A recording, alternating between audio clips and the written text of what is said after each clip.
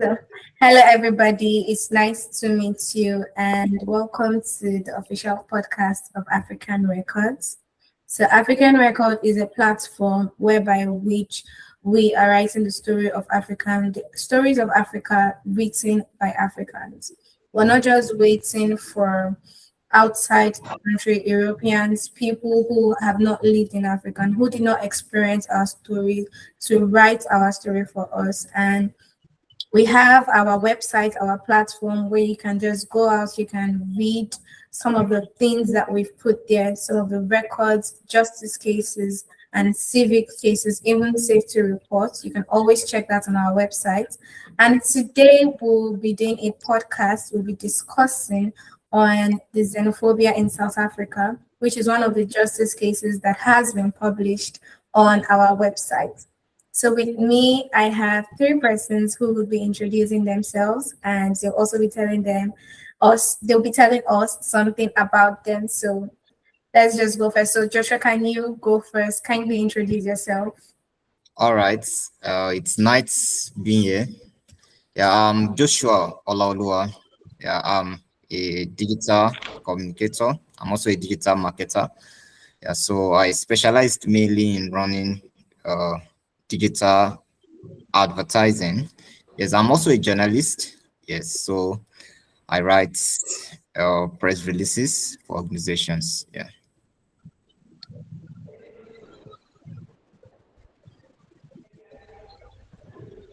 It's nice to meet you, Joshua. Let's just keep the ball rolling. Thank you, Chris. So let's Mr. Godswill. Okay, thank you. My name is Goswe Omeufere from Nigeria. I am a cleric with the Presbyterian Church of Nigeria and also a theological researcher. And my research field cuts across public theology, trying to see how religion interplays with society, theology and development, and ecological ethics. I have a very special interest on decolonization of research and other aspects of the society that have been heavily influenced by westernization. Thank you very much. Thank you very much for Godswill. That is a wonderful introduction, and it's really nice to meet you. So, FY, could you please introduce Thank yourself? you. Ok. Bonjour à tous. Je m'appelle Fille Njafunza Mahari. On m'appelle Fille et je suis journaliste venant de Madagascar. Je suis aussi activiste, comme dit, ici à Madagascar. Depuis 2012, j'ai été une enseignante et aussi chercheur à l'université de Fianarantsoa. Oh wow, that was wonderful. So, um, she says she's a journalist from Madagascar and she's an activist in Madagascar since 2012. So I am so glad to welcome you all to today's podcast. My name is Praise Olowokere and I am one of the editorial teams of African Records. And it's really nice to meet you all. So once again, African Records is a platform whereby which Africans write the story of Africa. We're not just leaving it to chance anymore. We're not just letting people dictate our story for us. We are writing our own stories by ourselves. And today we're looking into the xenophobia that is ongoing in South Africa. So let's just go straight into it. And first of all, I'd like to define xenophobia. So xenophobia is basically fear and the hostility or hatred that is directed at people because they are perceived as maybe foreigners or they're not perceived as part of the community or part of the group. And usually it shows up in like an attitudes, in policy, and as we've seen it in South Africa. So I don't know, and presently there's an ongoing case of the xenophobia in South Africa in this 2026. So I don't know. Can anyone just let us know about xenophobia, what you know about xenophobia, what you've heard, what your standing point about it is? Anybody can go first. All right. Let me quickly contribute to that. So the xenophobic attack is not just something that is just happening. It's something that has long been, right? So for me, I personally heard about xenophobic attack 2015. Yes, 2015. Then I got to know it through social media, right? So xenophobic attack is just a term whereby it happens in South Africa. So whereby foreigners in South Africa vent their frustration, like they kind of pour out their anger, yes, on migrants, yes, accusing them that they were the one that has caused them economic woes like unemployment because they are not possibly they are the one taking their jobs. Yes, I think that is the common narratives. Yes, South Africans do say that, oh, migrants are the one taking their jobs. They are the one that does not that's because of their presence in their country, so they denied them the economic opportunities that they were supposed to be entitled to. So it's just like a frustration or an attack that is powered by this ideology that, okay, if foreigners are in their country, then their lives will be much more better. So that is what I think I know about xenophobic attack. Yeah. All right. Thank you so much, Joshua. I really like that your take. And I'm still going to actually attack it because we're still going to debate it because this is not like an interview. We're having a conversation about it. But like I Yeah. want this person to go first, like to go. When did you hear about the xenophobic attack? What is your take on it? Just let's hear from you. Oh, okay. The first time this year is actually the first time I'm hearing of xenophobia attacks. Maybe because I was still younger, 2015, 2008. So I was 2008. I was still in primary school then. So maybe, but uh, the recent xenophobic attack has actually opened my eye to go back, read precedents, what happened before, because the outrage that I saw this year made me to inquire more. Is it just starting and it is this much? That means something has been there, something has been happening behind the scene before this. So I had to, and I found out that this xenophobic attack comprises of three things that now gave rise to these problems. And one is fear, the other is dislike, and the other is prejudice. Seeing those people who are migrants as outsiders. And this is now what contributed to the seeing that they are taking much of their economic segments, which have now rendered them either to be poor or to be jobless and all that.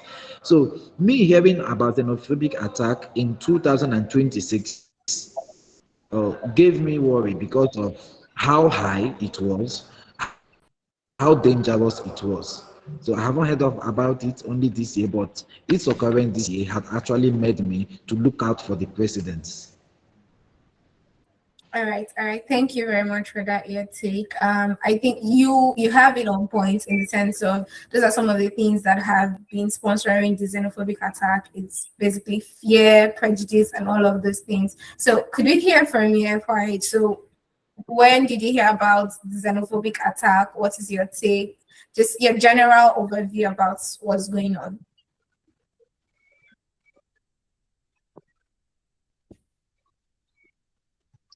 Ok. Personnellement, ce qui me frappe dans cette attaque xénophobe, c'est la profondeur de la colère et du ressentiment que l'on peut observer chez certaines personnes en regardant les images et les vidéos de ces événements-là. J'ai le sentiment qu'il ne s'agit pas simplement d'une réaction spontanée, mais on a l'impression qu'il y a des frustrations qui se sont accumulées pendant longtemps et qui ont finalement explosé. Et voilà les conséquences qui sont très importantes en voyant que il y a des maisons détruites, des commerces attaqués, des familles déplacées et surtout des personnes qui vivent dans la peur. Et cela montre que euh, les frustrations sociales et les frustrations économiques, comme ce qui s'est passé ici à Madagascar en octobre 2025, ne sont pas prises en compte euh, par les communautés et surtout les dirigeants. Elles peuvent rapidement conduire à la violence et aussi à la destruction de la ville. Et pour moi, cette situation, donc, ça nous aide à pousser, à réfléchir et surtout à penser aux causes profondes de cette colère plutôt que de regarder uniquement les violences qui se produisent à la fin. Et surtout, il faut comprendre que ce qui s'est accumulé en amont, comment certains discours ont été alimentés cette colère. Merci. All right. Actually, I love that your take. I do agree with it also because I think a lot of the xenophobic attack, it's not just a spontaneous action. A lot of people are frustrated. Anger has been pushed down. So from all of what we've said, there's one common take. There's the fear, there's the prejudice, there's the anger, the resentment. So a lot of people are feeling like these migrants, they are the one that are taking their jobs, at least from the South African standpoint. I think that is what most South Africans are saying, that if these people leave their country, then they would have access to the opportunities, job opportunities, the economic, I think because of the economic hardships and some of the things that are going on. But I do have a question. Is it really the fault of the migrants or is it really that after them, is that the solution? That if the people, the foreigners, if they leave, then everything would move back into perfection. Is that really the solution, or maybe the economic hardship, the lack of job opportunities and all? Do you really think that's the solution? Uh, for me, I don't think that's the solution, and I actually think this is a collective blame. Okay. There is a collective blame. First, the government of South Africa. It behoves on the government of South Africa to make sure that jobs are created, that South Africans are employed. But we cannot also turn a blind eye that there are illegal migrants in South Africa. There True. are migrants there who have undocumented references. They are not legally, they didn't legally migrate to South Africa. So, and also South Africans themselves, when laws are made, laws most times will end at the institutions that made them. The society react differently to laws. And when you say we condemn it, we don't like it, we don't support them, you are only making a statement. So it is a collective blame, both the government of South Africans, the migrants themselves, and also the society outside the parliament of South Africa. Okay. Okay. I think, does anybody else have anything to say about that? Yes, very well. I would like to add to what Godswill just said.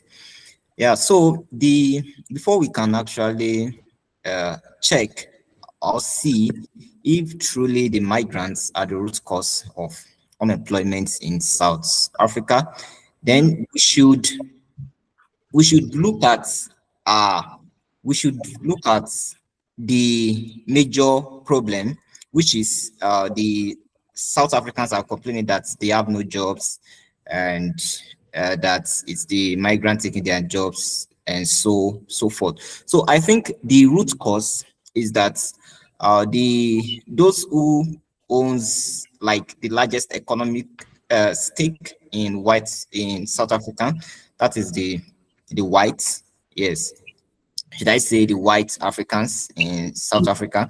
So these people, they tend to kind of employ, from research, so they tend to kind of employ uh, those that they can pay less. You know, everybody wants to multiply their wealth. Yes, so those they can pay less and then get from them. So I think we should also look at that from that perspective. So and also they also believe that these people that are not really from South Africans, right? Yes, and maybe they migrated there to seek better economic opportunities or to escape poverty. So they are not as protected by the law as South African would normally, as the normal South African citizen is protected by the country's labor law. So I would say that the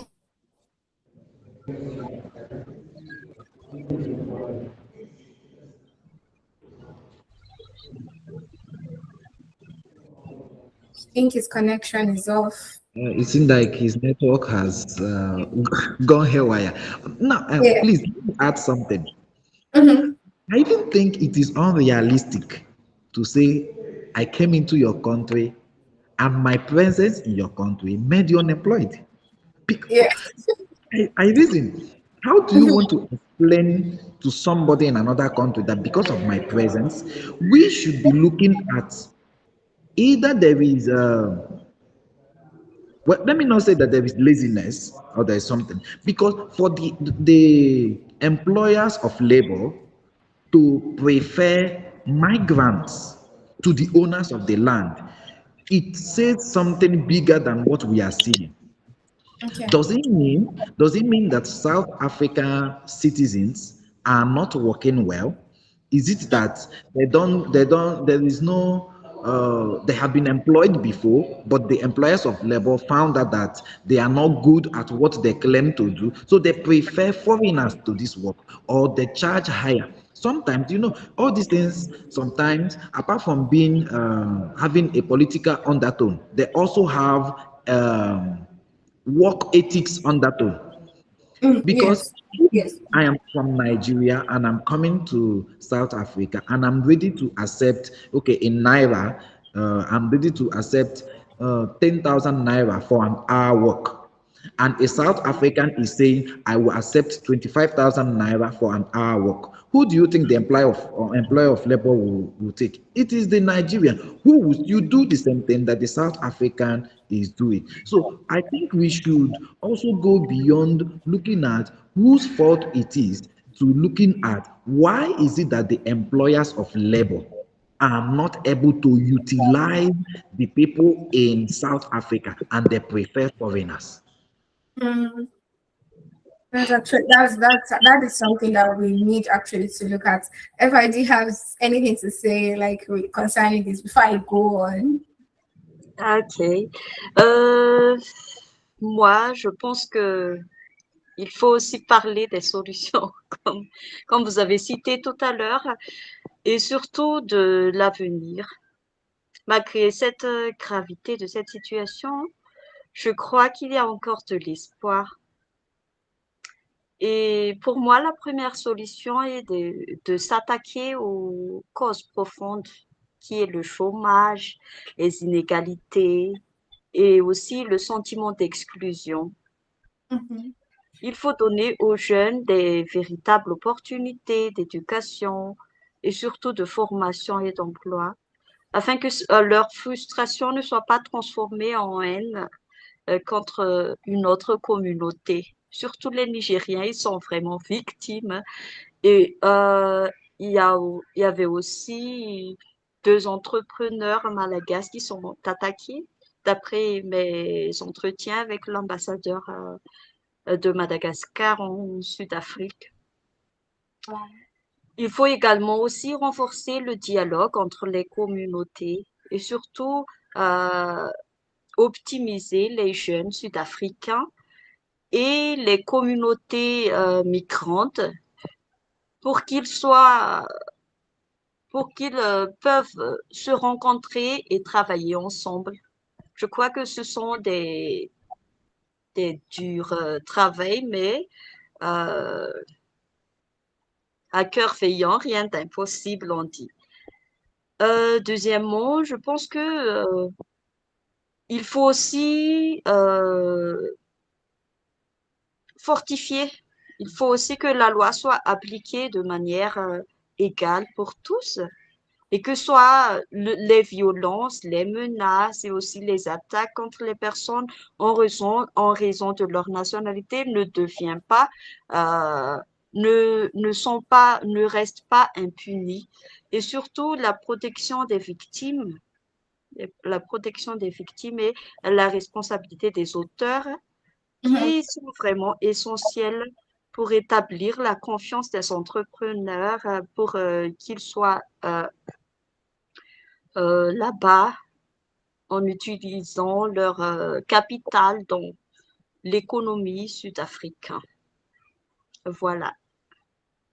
Okay, so I actually do agree with what you're saying. If there should be a way that the South Africans and the migrants, like they should be able to work together and create value together.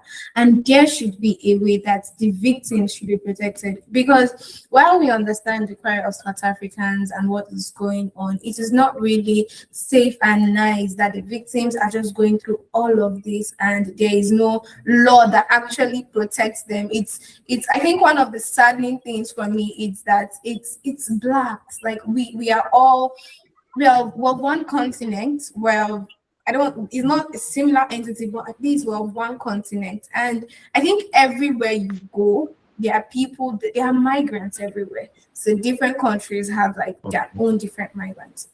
Why I had to ask that question, okay, Joshua is back. Joshua, can you hear us clearly? Think his network is still lagging. So I had to ask that question is because so many people have been saying that, oh, this is the first time, this is the first xenophobic attack, but we've seen it repeated over histories. I mean, based on our research, we've seen it, I think, 2018, 2015, and it's been happening over and over. So if the solution was that, oh, let's chase all the migrants out of our city, then it would not keep reoccurring. So I had to ask that question to understand what our take is. You know, like God's will, like you rightly said, some of the cases, and like also similar to what Joshua said, some of the time, some employers just want like a form of free labor, people that they can hire cheaply, and migrants would actually want to be able to survive in the city that they are in. So they are likely to take low paying jobs and all of that. But there's also the part of skill level. I would, if I see that I'm able to pay this person a bit lesser or even higher, but the person gives me more value than what other people would give me, then I would want to go for that person, even if it's a migrant. But I think where we're taking it out of scope is I saw a video about a man and he said he had been in South Africa for 13 good years, 13 years, and that his work, his job even employs 30 South Africans. So even this migrant is giving job opportunities to the South Africans, but regardless of what he was saying, regardless of the life he's built, and illegal he was a legal foreigner, so it was not like he migrated illegally. He was legal. According to him, he pays his tax and all of that, and his job actually employs 30 South Africans. But they didn't hear that. They still told him to close down his business and to leave South Africa. And I think that's very saddening. I don't know if anybody has anything to say, like at this moment, at this point. All right. Thank you, Chris. So, okay, as regarding what you just said, look at it from different points of angle. Those that are loud, those that are organizing this protest, this xenophobic attack protest, we cannot say their narrative maybe is the what they are projecting is of the majority opinion, right? So I think those that are projecting this narrative, for instance, now there was this guy that had about a million followers on Facebook or on social media, right? And that used his platform to mobilize people, South Africans, for this xenophobic attack. It doesn't necessarily mean that this is what majority South Africans think, that truly that the foreigners are taking their jobs. It is just those that have the platform and that are the loudest that are actually dictating for those that doesn't want to do anything. Okay, I should not really say those that doesn't want to do anything. So yes, but I think those that are not willing to work, right? To work and get paid. When someone is projecting this kind of ideology, saying, okay, it's because of the foreigners, those, because they also want to satisfy their own, should I say, their own laxities. Yes, they will want, they will love to also buy this idea. So I also think it's also like an opportunity, yes, an economic opportunity, not really willing to do anything to take advantage of those who have who have built their business over the years. So I would not say that majority of South Africans actually think that foreigners are taking their jobs, because just like you said, even South Africans too are in their country, they are working, right? So, and we have brilliant South Africans. We have those that are very good with what they do. And trust me, if you are very good with what you do, people will give you jobs, right? And also a citizen of that country. So I believe it's just the popular narrative that has been circulated on social media for mobilization. Yes. So yeah. I think concerning that, actually, I think most of the things, because the previous cases of xenophobia, I don't know if it was that popular, but maybe because of the we're in a digital age now, so it's anybody that has followers, anybody, they are the one who determine how the narrative would go. So it may be in a case where that's not fully what is going on, that's not fully what the hashtag is, but because these are what the people, or the, like you said, the popular opinion is. So I think there's also the parts that we have, that the way we are now digitally. I think there's also the part that he has to play. So before we actually move further, someone has, I think I've been hearing that because the elections in South Africa it's coming up, and there are concerns that this xenophobic attack is actually like a kind of campaign, kind of something, like a campaign strategy by some political figures. So I don't want to say, maybe it's not possible, maybe it's possible, because we've had histories of corruption all over different African countries. But I don't know what's our take concerning that. Is it possible that all of this that is going on is just a possible political strategy, building up on the frustrations of people already? Because I think, like FY previously said, the South Africans have their frustrations and all of that, and so maybe political figures and governments are decided to like build on that. And so what's our take concerning it being in government's play? I will begin by saying it is possible. It is possible. But we also have to look at the circumstances surrounding these xenophobic attacks to know how much probability it is that they are using it for campaign. Like I said, it is possible to use it for campaign the politicians. But let's even look at it this other direction. I am not I'm not versed with how they practice their franchise in South Africa. How many years somebody can stay in South Africa and naturalize there? Because if migrants, especially those who are legal migrants there, if they are able to, just like in Nigeria, you stay for a certain number of years, you can be able to vote, you naturalize. If those migrants in South Africa are able to naturalize, so who will join? Is it not even a credit to politicians that the migrants are still here and they will increase their chance of winning an election? Unless migrants are not allowed to vote. That is now where somebody, maybe in government, somebody is already moving for them to be included in the election, like allow them to vote. And the only possible way an an opponent will have is to lead a riot, a violence that will make these people to leave. If truly that is the fact or the truth, we are not aware that it is politically engineered, then I think some laws are not supposed to be made. Because when somebody spends up to 12, 15 years in a country, the person should be accommodated to participate in not just the economic life, but also the political life of that nation, of that society.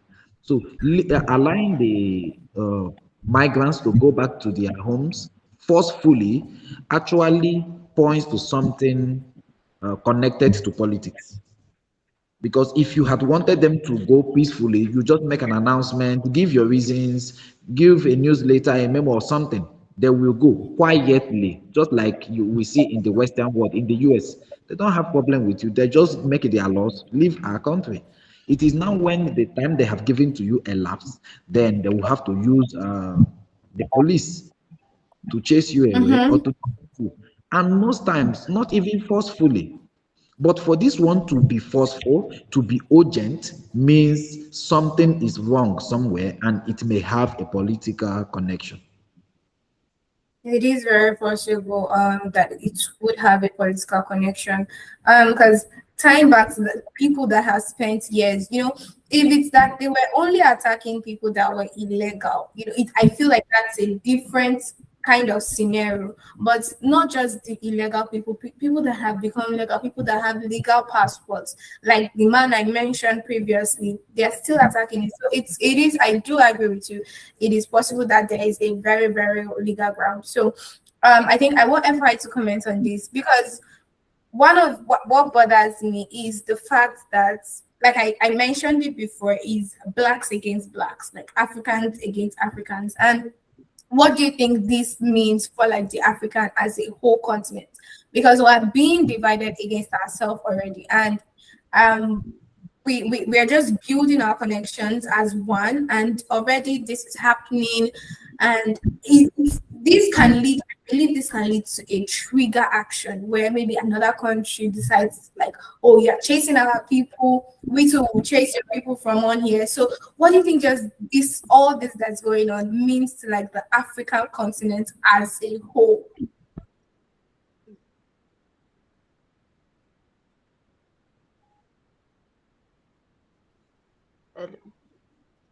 Vous m'entendez? Yes, I can hear you now. Ok. D'après ce que je vois là, il y a le gouvernement et aussi le pays en Afrique du Sud s'est déjà fait une approche continentale de la question migratoire en 6 août 2026.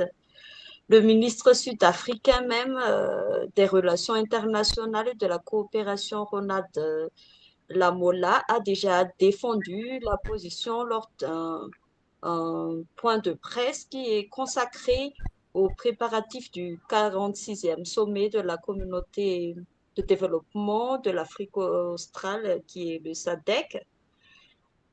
Donc, il a insisté sur la nécessité d'engager un dialogue entre l'ensemble des États africains afin de s'attaquer aux causes profondes de la migration sur le continent. Donc, je pense qu'il y est encore possible de rétablir la confiance et de relancer les activités économiques en Afrique du Sud, mais cela nécessitera du temps, de la sécurité et surtout des mesures concrètes, des mesures concrètes pour, pour assurer les populations, les entrepreneurs et les investisseurs et surtout les communautés étrangères que ça ne reproduira plus. Voilà. I do agree, honestly. It will be needed for like the dialogue. The dialogue between different African states is actually needed so we can actually tackle this root causes of migration. Because even if it is possible to restore the confidence, like you mentioned, is going to take time before security can be built, before that trust can actually be built. And the dialogue between African states is needed because if we are going to move forward as a continent, we do need to address this as soon as possible. I don't know, God will listen to want to say something concerning this.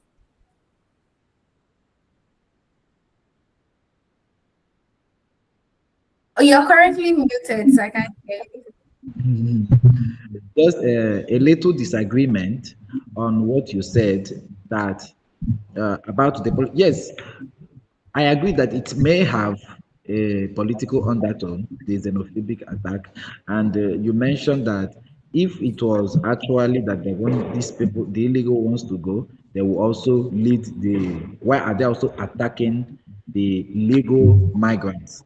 Now, know something about politics. It has to be planned. And if you want to kill 50 persons strategically, and there are 55 persons there, if you remove the 5 and kill the 50, they will be aware that you targeted the 50 alone. So what do you have to do? You kill everybody. So, and by killing everybody, you create an illusion. That illusion is that your intention was for all of them to go, but you may have had.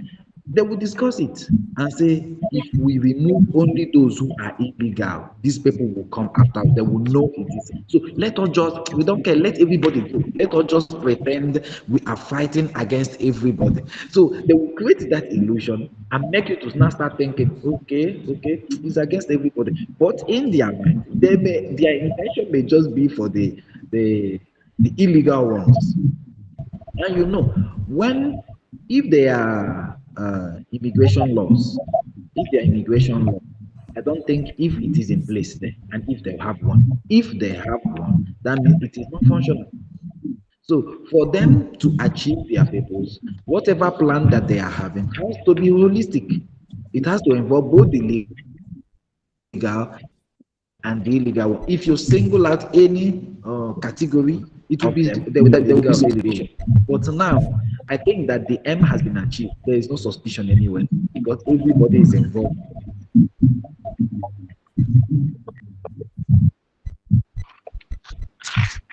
Well, the case of suspicion and some people may just like let's just take all of them together, even though this is our particular target. I do understand that part. But it is really I don't think it's kind of well it may be necessary if especially if the idea behind everything is not so plain. But if maybe they had like a stronger immigration that reduces the level of illegal immigrants that come. It would also cause a lot of people that are going from one place to another they are refugees. They are people who are just looking for greener pastures. And most of this that don't come legally. It is not fair to say that after they built a life in a place and they built it honestly, they get thrown out just like that because of a general idea. Like it's not like, and to me, it's more worse because we are continent. If maybe it's because a white, a black, or another form of discussion, but we are in the same continent. So maybe the solution is of the immigration. If the number of at least this might of illegal practices reduce, be less attack on those who come in illegally. Welcome back to Shred. Nice to have you. Thank you, Chris. So our Thank you.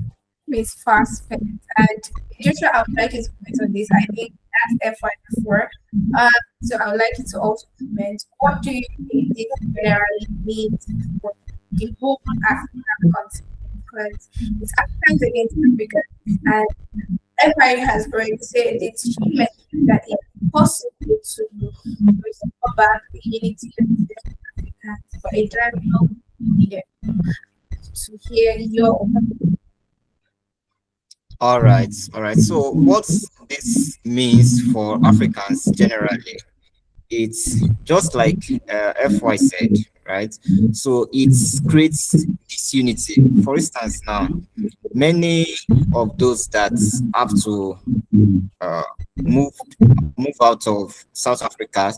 So, and the narrative on social media, on other popular media, shows that South Africans are not receptive of their fellow African brothers. So, and Nigerians here have also been saying it.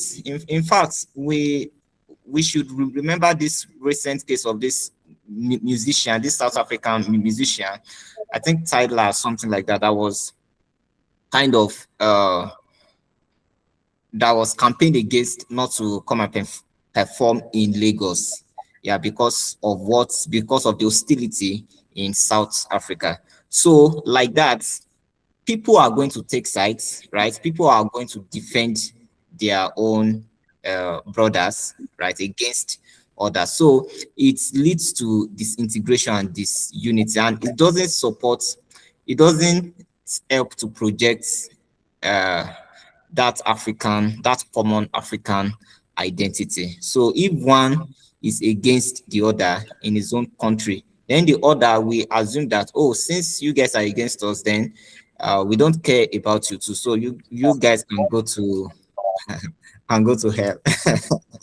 Yeah. So yes. So it's not going to end well, even for the whole African, because investors will be scared to go and invest in South Africa's, and even South African investors too. They will also be scared to put their money in other African countries. So because when they do that, they should also be anticipating that, just like what the citizens are doing in their countries, those guys too can also destroy their businesses too. Just like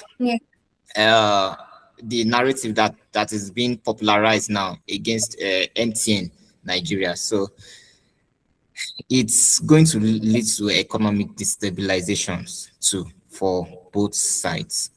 Yeah.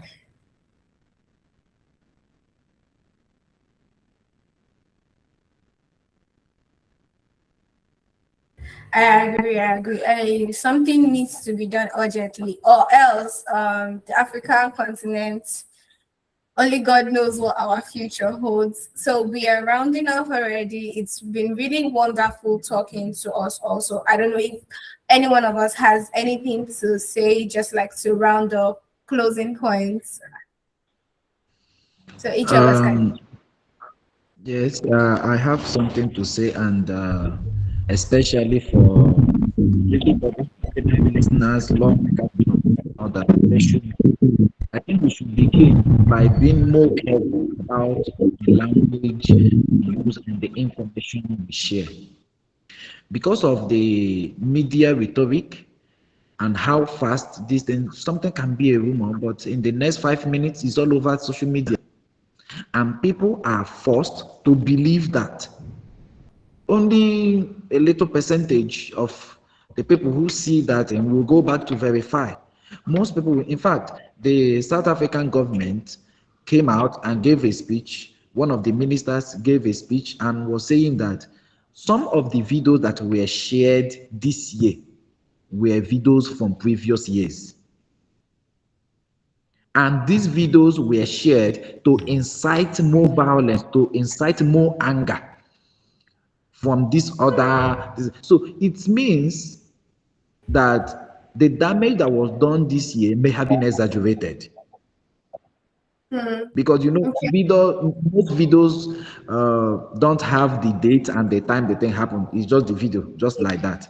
So there is no Yes. way to do it unless somebody. So if like I said at the beginning of this session that I haven't heard of the xenophobic attack until this year. So even if I see videos from 2008, from 2015, what do you think I will believe? I will believe all of them happened this year. Yes. So Yes. you Yes. see, the social media rhetoric led to more mobilization, led to more violence, and led to more misconception, especially from the countries that were attacked. And again, like I said at the beginning, this should be a collective blame. It should be shared. policy Yeah. argument should also policy argument should also come to place between these countries. I love what the president of South Africa has done. I don't know. The news is that he has tried reaching out to these countries, the president of these countries that we are affected, like we are one country. For Christ's sake, this will affect Africa economy. Every country in the world have migrants. Every country has one Yes. or two that are working there, even in the Western world. So this fear that South Africans have for people from other African countries, I think we should come to a place where we try to reason together. Let us take, okay, we have offended each other. Let no one say you are the one that is attacking me. The artists that wanted to come, the Nigerians, trust Nigerians, they have made sure that she doesn't come here. And you go to social media that day that the thing happened, you will scroll and you see up to 10 activists saying don't come to this place, don't come. And you see how social media has helped to to make the situation worse. Yes, we agree. Social media also helps in making things better.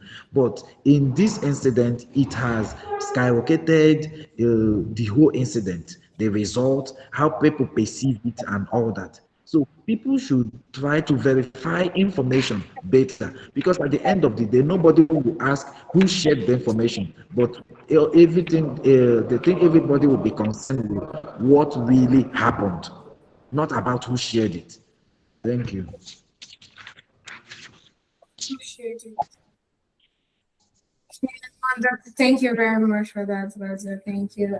Does any one of us have any other thing to say? All right. So let me just to add with what God's will said. So Africans should not resort to fighting other Africans. Yeah, this can result to many other conflicts, many other things that we have not even anticipated yet. That's we did not know yet, right? So although the people of South Africans, so they have the right to demand better immigration laws. And I think South African government should also tighten their immigration laws too. However, that should not make opportunists to take advantage of that, to start attacking another human. So I think South African government should also look into that. They should ensure that anybody that attacks another humans because he is from another African country, they should ensure that that person is made the scapegoat. Yes, if that person is made the scapegoat and it's also popularized on social media, I think others too are going to learn. Anybody using their platform, anybody using their whatever they have, social media assets to uh, popularize this xenophobic attacks, yes, they should be made the scapegoats. Yes, so I think it will also reduce this narrative too. Yeah, and other countries too, they should not allow what has happened to dictate how they should react to their African brothers and sisters. Yeah. You're quite. Do you have something to say? Ok. Moi, ce que ils ont et je pense que l'Afrique du Sud reste un pays important sur le plan de l'Afrique et surtout si les autorités font la sécurité et lutte contre la violence et le discours de haine, s'attaquent aux tensions sociales et pourra un jour revenir comme avant. Donc, je pense aussi qu'il faut vulgariser l'éducation aux réseaux sociaux, publier sur Facebook ou sur WhatsApp ou sur jusqu'à des milliers. Et ça pourrait être infecté le contenu. C'est une responsabilité avant de partager une vidéo, une photo et surtout aussi d'inciter tout le monde à la haine. Je crois que nous voulons une Afrique pacifique pour notre génération. Donc, nous devons commencer aussi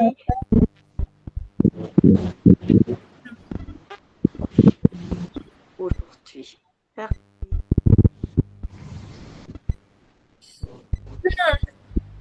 Thank you so much, everyone, for contributing to this to today's discussion about the xenophobia attack in South Africa. To just pick some points that we've all said and we've all mentioned, we've established that some of the things that are going on, one of the reasons that this xenophobic attack is happening in South Africa, it's not just a spontaneous action. It's also built on fear, anger, resentment, and a whole lot of things, and also the economic hardship and everything. So we've established that. We've also established that we can't just blame this. There is no one person to blame. Everybody needs to bear the responsibilities. While we understand the fact of where South Africans may be coming from, the economic hardships and all of the economic pain, which is real and is understandable, it does not fully excuse the violence. And we've also established in this podcast that there is a difference between what is true and what is popular. So we may not actually be able to know what exactly is true because of what is being popularized, because of how the digital digital world is, how digital the world is now, and how people can just push whatever is needed. But as Africans, we also need to stand as one. A solution, our governments need to look into solution. We need to find a way, improve immigration laws if that is it, because as we've said, this xenophobic attack, this is not the first time it's happened, and it will not be a last time if we do not look to what exactly is going on and we actually address that issue. And it will be at a risk to the whole African continent if this keeps on going, because it would only be a while before another African country will decide that they want to retaliate. So we've discussed the xenophobic attack in South Africa. And once again, thank you very much for coming. Thank you very much for contributing. And it was really nice hearing your thoughts. And to our listeners, if you really want to read more about the xenophobic attack, head on to African Records. These are not just the records that we have are not just like written by anybody. They are written by Africans themselves. So you want to check that out. We have different many records for you to look at beyond this xenophobic attack. Different many. And if you would like to contribute, you can also reach out to us if you want to write about things happening in your country. Be the voice for your country. So thank you once again for joining. It was nice to have you. Have a lovely day, everyone. Goodbye. Bye. Thank you. Goodbye. Thank you, Chris. Bye. Thank you. Bye, everyone. Okay.